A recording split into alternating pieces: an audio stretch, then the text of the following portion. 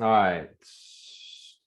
So welcome back. So we're going to continue our discussion on lifespan development and how we start to emerge cognitively and socially into early adulthood. If you remember last week, and a lot of you have already chimed in on how we develop our identities through adolescence and some of those processes and concepts that we do to do that. And that development continues into adulthood, especially early adulthood. Now, why is early adulthood still important as far as development? Because we talk about, especially with children, just the amount of knowledge and information that they gain as young children, and that continues up through adolescence. And we kind of see a little bit of slowing as far as physical development and brain structure, because how we're developed into like middle adulthood is pretty much how we're going to be the rest of our lives. But we still continue that developmental process through early adulthood. So in terms of identity, which some of you have already brought to our attention earlier before we got into this class, into this lecture, what are some identity issues that might come up with early adulthood? Career, job. Okay. Starting to come in on your own, right? Figuring out what it's like to be independent and less reliant on your parental figures or your caregivers or teachers for that matter, right? So and we see that transition happen. As an educator myself, I see that transition happen from seniors of high school where, they know everything. They've got the world figured out, to getting into college where they really don't know as much as they thought they knew, right? Some of them may have good study habits, but what worked in high school doesn't necessarily translate to skills that they need for college in most cases, in some cases, not all cases. But they're learning to live independent. They're learning to live on their own. I've got kids of my own. One of them is in college right now, a freshman in college, and she is starting to figure out. She was excited to get away from home, and now she's really struggling to figure out how to get back home more often. So we see that kind of tug and push and pull with that independence that they're trying to figure out and negotiate. So let me share my screen with you here so we can go through these slides. Let's see here. All right. So what I'm going to talk about today, and your book alludes to this, but I really think it's important in understanding at least the fundamental driving forces that help to develop socially and cognitively people that are going through this stage in early adulthood.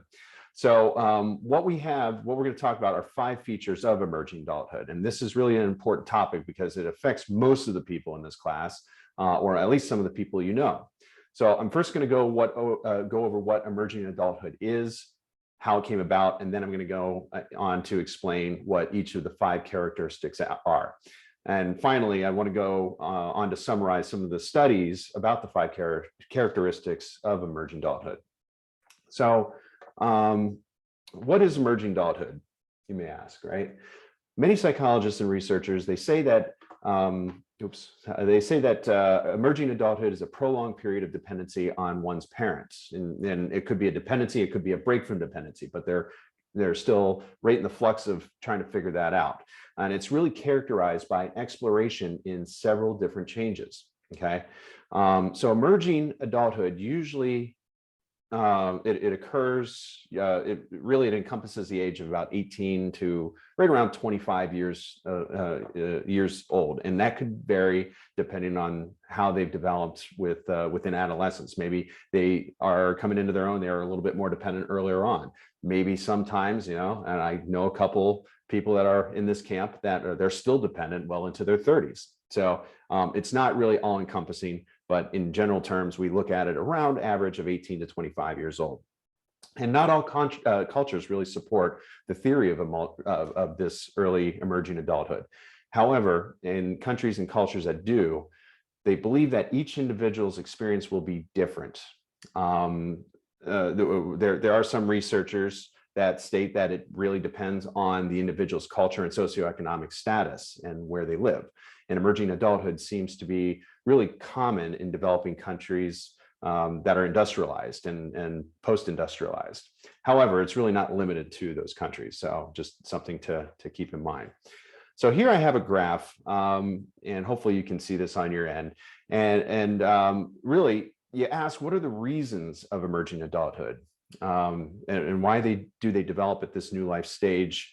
And really, two or more of the obvious reasons for this new life stage as adults are they're waiting longer to get married and have children. And as stated in the textbook, in the United States, there are really other developed countries on the average age, they get married right around 27 to 30. And we're starting to kind of see that trend with us. We're seeing marriage happening a little bit later in life as opposed to back in maybe the 40s, 50s, and 60s.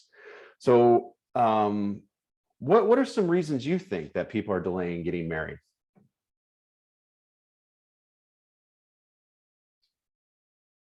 I think culture really affects that. Like parenting, like I do know, like my mother have us really early. Okay. And she had so much struggle, and like how she grew us, like totally approach us to being independent first and finding someone to get married. Okay. Like still I'm single because of that, I think.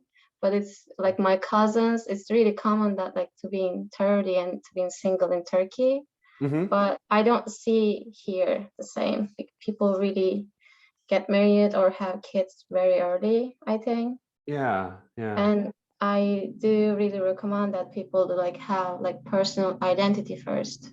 Right. Who you are, where you are, how you feel about yourself, and add something after that. Absolutely. Yeah. And that's a mature look. That's some mature insight as to making sure that we're good before we look at connecting with somebody else, right? Because that could lead to dependency, like an unhealthy dependency in certain circumstances, especially if it gets into some kind of realm of violence or abuse within that relationship. So that might be another one. Certain cultures, and I hear that a lot with our culture, is that people get married at a young age, but they also do what at a young age? And also get divorced, right? So divorced is almost a very common thing within our culture. I can probably name on two hands the people I know that have either been married and stayed married, or not been divorced, if that makes sense. I think I got that right. But anyway, so if the certain cultures value marriage, then they're going to be less likely to rush that, because they want to make sure, kind of like what you mentioned, is make sure that finances are good, that our identity is solid, that we're not going to get into dependency issues in an unhealthy way. So anyway, so that might be one reason. Another reason is the amount of people that are attending college, right? We have put, as a society, as a culture, we have put more emphasis on education, and we're kind of pushing our youth to getting educated, because we understand we're not, I mean, while we are industrialized, we're really in the post-industrialized era. So we've moved past textile plants and robot, we have robots doing all this stuff now. We have machinery, we have computers. So we don't really require the brawn anymore to do a lot of the work that used to be required back in the industrialized era. So we're seeing a lot of kids getting into the education system and furthering their education. And a lot of young people are in college still partially relying on others for things such as money, right? So we are seeing a little bit more of a dependency later on in life.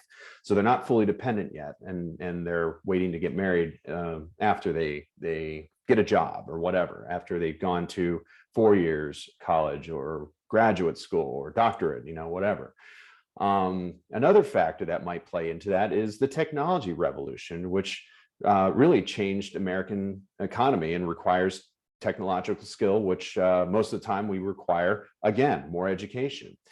We're also encountering now the sexual revolution, right? Because that sparked the use of birth control, which meant that women could control when and if they got pregnant. That didn't happen back in the past, right? If somebody got pregnant, it was morally considered, it was a moral responsibility to get married. So that might explain. So this allowed individuals to have intimate relationships outside of the commitments of marriage. The women's movement is probably another one that allowed women more opportunities, which led to less stress for women to get married at a young age because of what? Because of lack of dependency, right? The youth movement, that was another factor which emphasized that individuals should act and feel young, which really altered perspectives on getting married and having children and taking on more responsibilities. Okay. Oh, I'm sorry. Let's see. Subject concepts, respond to questions. All right. All right. I'm going to kind of just breeze through those. I'm not sure what those slides were. All right. So we're going to have, let's see, what time do we have? We're going to try and have an activity at the end of this lecture. But in that time, and I was hoping to write this down. I don't have a way to write this down. But if you could write down 5 activities that 5 factors that influence emerging adulthood. They are identity explorations, their instability, their self-focus, feeling in between, and what's the 5th one? Oh, I'm sorry, feeling in between possibilities. I'm trying to think what the. Would someone be able to put those into the chat? I couldn't find my pencil. Oh, yeah. Let's see. Self-focus. I can put them in. Okay, good. Yeah, thank you. So one more time, I'll say it. So identity explorations is the first one.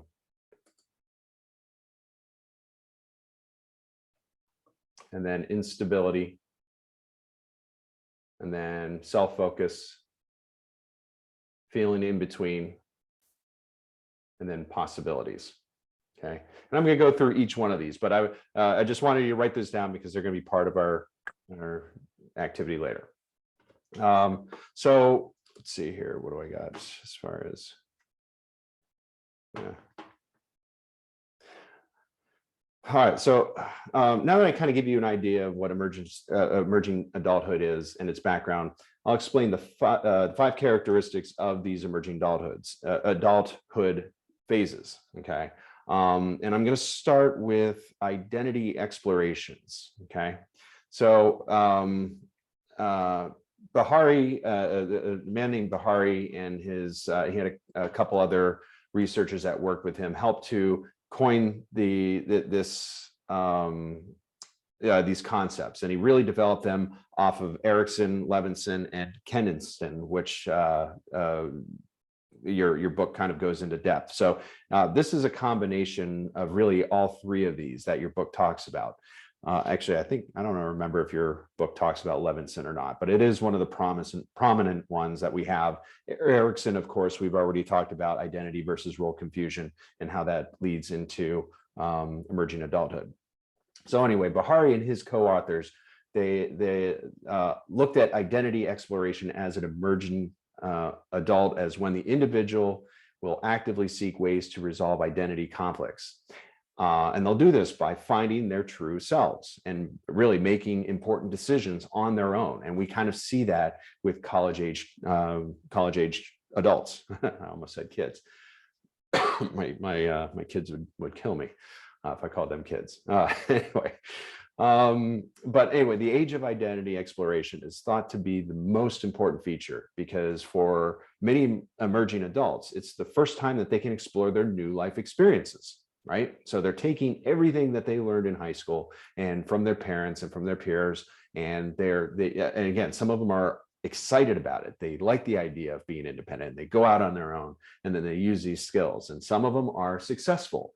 and they are able to thrive. But if there are any encounters or any hiccups, and there might be some of that self-doubt, they might revert back. They might feel that drawback to going back to that safety, right? And you think of Harlow's monkey experiments, right? They go back to that area that feels safe and secure, where they can be nurtured, regain that energy, regain that that courage to go out and explore, and they do that. But emerging adults are developing their identities by trying different things to figure out who they are and what they want to do, similar to adolescents. But individuals, they're trying to understand how they fit into society, especially if they're in a new college or a new area. They're trying to figure out where they fit into some of these areas. And with their limits and capabilities, they're able to kind of explore this a little bit more. But identity exploration is much more in depth as an emerging adult than it is with adolescents. Adolescents really, they don't usually make independent decisions or get involved in, they get involved in relationships, but they're not serious relationships, right? They're usually relationships that are guided or monitored or something, advised by their caregiver, their parents, or their peers. So it's hard for them to really fully form their identity. And this is usually the time when individuals are making more independent decisions. The choices they make are meaningful, and they're important towards the development of their identity. The decisions that an individual makes in their love life or work life and worldviews are very important for their identity and the development of their identity, even though their identity exploration is more important. Some believe it has its limitations, okay? So in some cultures, for example, emerging adults are encouraged to stay with their parents until they're married, right? You might know cultures like that, usually like Middle Eastern sometimes. But that can hinder identity exploration by our standards, okay? Now, again, a lot of these studies are based on Western cultures, and I'm not here to really say, which one is better or which one is worse, but they're different. And somebody that might be in, that might have to move from an Eastern culture to a Western culture might see some of these differences. It might make them unsure, or it might solidify their, it could have different effects on different people. But anyway, there are differences. The negative outcomes, as far as Western society goes, of identity exploration include rejection and disappointment in one's life. And we talked about that with Eric Erickson's identity versus role confusion. And that could lead to certain things in adolescence that we might see carry over into emerging adulthood. But they might experience disappointment in their love life or their work life decisions. In addition to that changing, the changing worldviews, they could, any kind of replacements, any kind of displacements or moving around in their worldviews could harm their identity's development. Risky behaviors such as unsafe driving habits, substance abuse, even unprotected sex, those can also hinder one's identity development. And you think of those in terms of incidents or accidents, something that comes up like fines, like their reckless behavior might lead to fines, right? That might lead to some kind of rebellious or negative worldview of police officers or something, okay? So that's identity exploration. Looking at instability. So instability is our next one. And after talking all these limitations to identity development, it's easy to see that there is instability in emerging adulthood. The age of instability is characterized really by many frequent changes in the emerging adult's life that can be very distressful or really even difficult to deal with. Relationships, they can be distressful for many different reasons, whether it's to be staying in a harmful relationship or ending a good relationship, right? And we might see that somebody that moves away from home and they have that drive, they feel unsure, they feel unsafe, or they feel unstable. And instead of moving back home, if they don't have that good connection to their caregivers or family, they may seek that in somebody else, which again could lead to dependency issues. Career changes also at this time, they can also cause a great amount of stress because one will try to do what they love, but they also they may need money and they have to decide between the two, doing what I like to do or getting a job and getting paid to do something I don't want to do just because it pays the bills, right?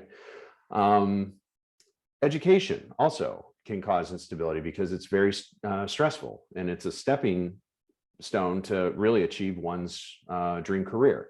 So moving around a lot is really a bigger factor of instability in an emerging adult's life, because many emerging adults will be moving to college dorms or moving to an apartment or coming home for the summer, right? And then decide to transfer somewhere farther away or maybe even closer away. So it's a lot of changes in that area. It's a lot of meeting new people and getting to know new environments, whether it's through school, whether it's through work, whatever. And because of that exploration and experimentation done during the emerging adulthood, their life can be very unpredictable at times. But once they're done with that exploration, the instability will most likely fade and they'll start to get into their kind of the coming into their own, right? Their jobs become more stable. They know where they're going to be living, at least for a long-term period until something new comes along, right? Now, what do you think the importance is on instability, as far as what are the lessons we get from instability? I mean, does it get easier? Because some people tend to move around a lot, but does moving around get easier the more you do it? No. No, okay, all right. But also instability teaches you resiliency, Absolutely. which I think is something that we've all learned in the past 2 years with the pandemic, is resiliency, because everyone's lives, regardless of stage in life, have been incredibly unstable. And so I feel like everyone, at least that I know, has had to go through this instability stage that they've already been through. And for some people it's helped and for some people it's hampered, but that instability really teaches you resiliency and really teaches you like problem solving skills, really critical problem solving skills. And I would say probably the one thing, and if we learned this when we looked at the 4 stages of Piaget's model, is primary circular, secondary circular, right? We try different things in a circular pattern, and we kind of expand out a little bit more to try different things outside of that realm. And I would say probably one of the coolest things that we learn from instability is how to deal with it.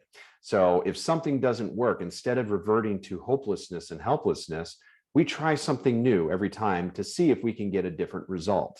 And once we get a positive result, we tend to stick in that area a little bit more until things start to become a little bit more stable and a little bit more clear to us.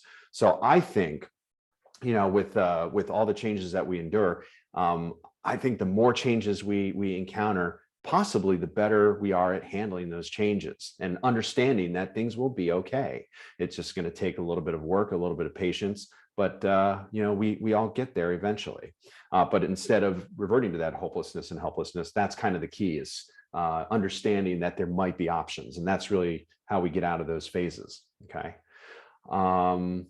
All right, so let's move on. I do want to have some time for our activity at the end. So let's talk about self-focus, or focusing on oneself during all this exploration and instability is very important for a young adult or an emerging adult. The textbook states that emerging adults should be really focused on themselves while they develop their knowledge, skills, and their self-understanding. Those things are needed to become a young adult. Since an emerging adult has less obligations to friends and families, they have a little bit more free time for themselves. Okay. As we get older, we know that time diminishes a little bit more, but for young adults, they tend to have those fewer obligations, most of them, not all encompassing. During this time, when an emerging adult is focusing on themselves, they're really developing that maturity. They're going through this maturation process and they're becoming more and more self-sufficient. Emerging adults they're really more accepting. They're taking on more responsibilities since they're far away from home. They don't have those caregivers around anymore. So they're making those decisions for essential life skills and survival. They're making independent decisions. And that's also very important. And this will shape their life and help them become more self-sufficient. They also become financially independent. And that's very important, as you can imagine, because it means that they can provide for themselves. And once they, kind of going back to what, I forget who said it. I think it was Semra. I think you talked about making sure you're good before you can start branching out to other relationships or something. Yeah. But making sure you're good financially, so you know how to balance your checkbook. You know how to, I don't know anybody that does I have a checkbook. I don't use it anymore. I think I do everything with cards and electronic transfers. But making sure, you know what I mean, making sure that your budget is cared for, making sure your bills are getting paid, that you're not going into serious debt and being irresponsible financially. So making sure you're good financially before you can start providing for somebody else, and then having more kids or having kids and then providing for them. So financial stability and self-focus within Selffocus is really important. Okay. So our fourth one is the feeling in between. All right. And after working on oneself, they might feel like a young adult, and this really can create a feeling of being in between, right? I kind of remember myself going through this phase where you're just waiting to get to 21, right? For many reasons, not just to drink, but maybe you're able to rent a car or get a hotel. You're afforded a lot more liberties at the age of 21, between that 21 and 25. So they're kind of in this in-between phase for the first few years of their life. And this new life stage between adolescence and young adulthood is, most emerging adults believe that they are not adolescents and they're not adults either, but they are a little bit of both. In some cultures, such as the ones in China and India, they have a lot of emerging adults that do not report feeling very in between. However, in America and Malaysia, emerging adults do experience this kind of feeling of this in between, or feeling of this in between. Let me see. I think that's what that chart was here. Perceptions, yes, no. Perceptions, adult status. I don't know why I put. I think this was just retrospective, so I apologize. I don't know why I have those in there. So anyway, some cultures, they may not even recognize that they have this in between, this emerging adulthood into young adulthood. Okay. But emerging adulthood is a transition between adolescence and adulthood. So many young individuals are not ready to settle into adult roles yet, but they don't really classify themselves as adolescents since they haven't taken on those responsibilities. Oops. All right. So finally, our final factor here is possibilities. It's the last characteristic of emerging adulthood. And there are so many opportunities and possibilities in this stage that make it very possible for emerging adults to be very optimistic and hopeful for their future. They can explore all these possibilities and decide which one is best for them. This is really a time of life that they can make major changes within that realm of emerging adulthood and really better themselves or remove themselves from less ideal situations from their adolescence, right? So I see this a lot with students and sometimes with some of my younger patients or younger clients, where they feel like they have had to live up to certain expectations of their caregivers or their teachers or whatever their mentor or their influencer was in their life. And they get into this emerging adulthood phase and they say, that's not really what I want to do. That's not what I enjoy doing. I don't want to work for this. I don't want to get paid to do this on a daily basis. I want to pursue photography or drama or get into math or engineering or whatever. They kind of, during this emerging adulthood, they can make major changes like that because they're free to do so. They, again, looking back at those other factors where they don't have those obligations, they're afforded that opportunity to do that. And they can transform themselves into how they want to be during the stage. Emerging adults, they're free to make their own choices without having to make hard choices or having adult responsibilities. And they really have time to think on those major decisions, okay? So now I'm going to kind of go into, I'm going to describe a couple studies that were done on the 5 characteristics of emerging adulthood. Let's see here. Oops. Effective parallel tangent. Yeah. Get that. So you see those white spaces there are what I was about to use to talk about or do my notes. So anyway, as far as the first research study that I'm going to talk about in emerging adulthood is from really the late teens to the 20s, and that was by J.J. Arnot. And in his article, he explains that there are many different theories that led to the development of this new life stage and its characteristics. As we talked about, we talked extensively about Erik Erikson and his 8 stages, but he believed in developed countries, there is a delay to take on commitments and responsibilities that resulted in prolonged period of adolescence. And we looked at some of those reasons, cultural views on marriage. It could be entering into college, any of those reasons. Levinson developed the idea of a novice phase that was based on building a stable life, and it admits instability and possibilities in a young person's life, right? Our young adults. And then we have Kensington, who created a theory of youth, which was a time of exploration and experimentation between adolescence and adulthood. And then explain the demographic changes at this time. It led to unpredictability and exploration in an emerging adulthood. And then finally, the article theorizes by Bahari that as globalization continues to emerge, adulthood will become really more standardized, and then we're probably going to see more impact as far as the attachment to caregivers or parents. Okay, and attachment is important. We talked about, or at least we talked briefly about how attachment occurs and some of the attachment styles. Your book alludes to attachment styles, and how those translate to adulthood is very important. And, we have to have a good understanding on how we develop those attachments as kids, because they oftentimes can appear in adulthood, not only with significant others or family members, but also with coworkers, with clients or whatever, or customers or whatever. We can see certain dependencies, we can see certain independencies occur based on attachment. And Bahari, when Bahari talked about attachment, they stated that the emerging adults, they need secure parental attachment intact in order to really explore. Again, going back to Harlow's monkey experiments.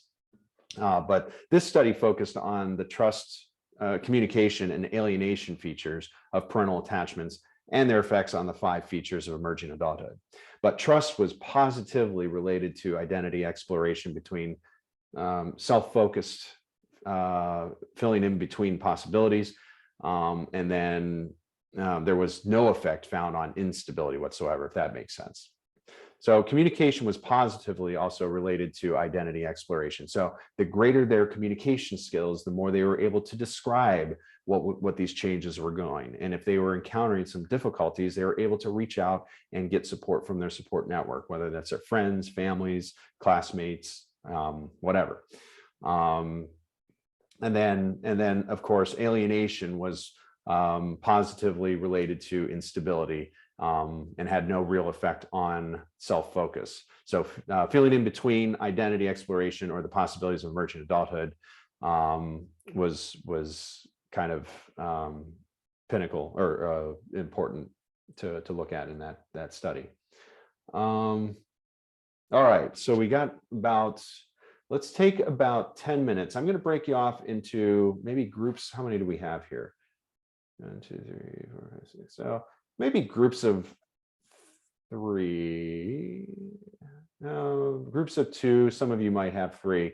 But what I would like you to do is set up like a mock or a hypothetical situation where you are either teacher or counselor or in some way a social worker helping out somebody that comes to you and they're struggling with identity.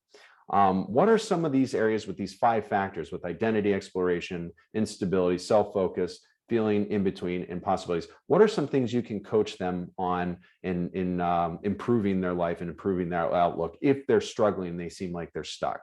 So does that make sense? So somebody's coming to you and they're asking you for advice on how to, they're feeling stuck. They don't know which way to go. Maybe they've had a lot of pressure from parents. Come up with your own scenario and talk about how you would confront this person. Not confront them, but guide that person into getting unstuck. Some advice on what you might be able to present to them. Does that make sense? Yeah. Okay.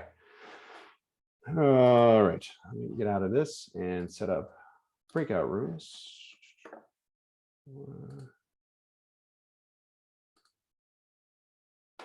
Okay, so it looks like we're going to have 2 per room. So, all right. So I'm going to break you off and give you about till about 10:40, and we'll come back and see how you did. All right.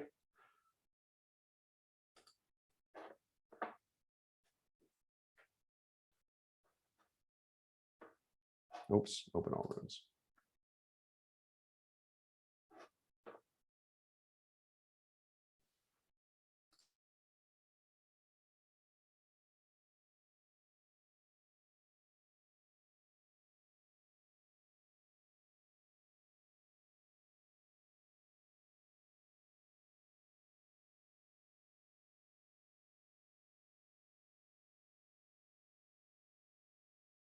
Today, he don't want me to leave me alone.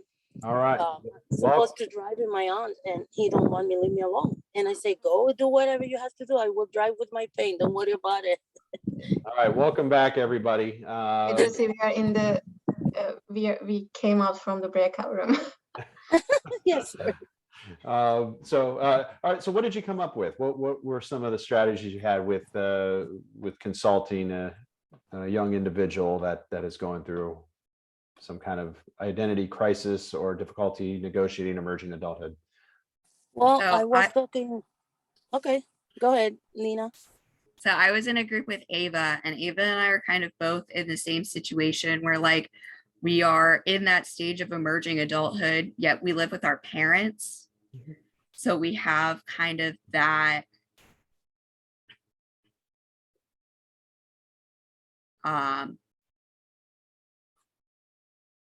I said hindrance, but I don't think hindrance is like the right word, because I don't think living with my parents, like, while it kind of puts up a little bit of a barrier to some of the aspects of adulthood that I, as a stubborn budding adult, would like to experience. If I were to give someone in my situation any advice, and Ava and I talked about this, like, take advantage of the fact that like you live with your parents, but also take all the possibilities and opportunities that arise. Like if you get an opportunity to get a really, really good job, take it, but also use that time and use that money to acquire things and skills that you need to then further your independence. So Ava and I are both kind of in the situation of like everything we own aside from a couple of things in our bedrooms, or everything in our bedrooms aside from a couple of things, is our property. But because we live with our parents, like we aren't able to purchase everything. But while in this situation, acquiring things that will be helpful to have once you move out, like sheets and some like basic organizing stuff. So that's kind of the advice that we would give someone in our situation, but also like if I were to give advice to me that would have been helpful like last week, it's like listen to your parents, because they're watching you become an adult, but they're also watching you make these adult decisions and ultimately these adult mistakes that they have made and they want to like steer you away from. So it's like take the advice. All right. Oh, good. Glad to hear your perspective on that, and we'll circle right back around here to some of the things you pointed out. I wanted to give the other two groups a chance to what did you come up with? What sort of ideas did you have for guiding somebody through this phase that might be experiencing difficulty? I was talking about my daughter, my oldest daughter. She's supposed to move and go to the university, but suddenly she decided to stay at home. And I think that decision, it take her not to take her own decisions. You know, she is decide things around what happened. And I prefer she be independent and take opinion. Sometimes she come to me and said, Mom, what do you think about this? And I say, you want me to give you my opinion so you decide, or you want me to decide for you? Right. And she say, why you have to be so rude? And I tell her, no, you have to decide. I can talk to you after you decide. But I see that because we are around and constantly sick, she stay home and develop that identity, what she wants to do. I know she want to be a psychologist, and now she's gonna be the doctor, or I said, you have to decide. I don't know. What do you want to do? I know what I want to do. Yeah. And she struggled taking that decision.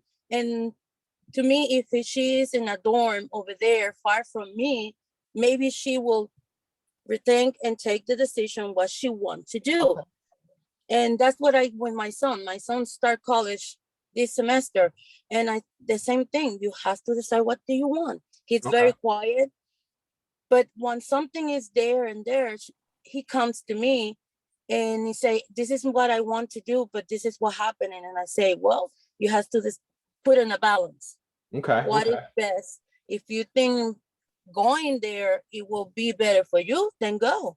Okay. Then go. So if I'm hearing you correctly, you're promoting that independence, kind of getting them on their own and thinking on their own. Okay, good. Yes. I do want to give an opportunity for the other. I just want to add this to Joey that because she was in my group, I think they're having trouble to how to find what they really love and like how to pursue it. They don't know, I think. Right. And they need kind of lead about that. Okay.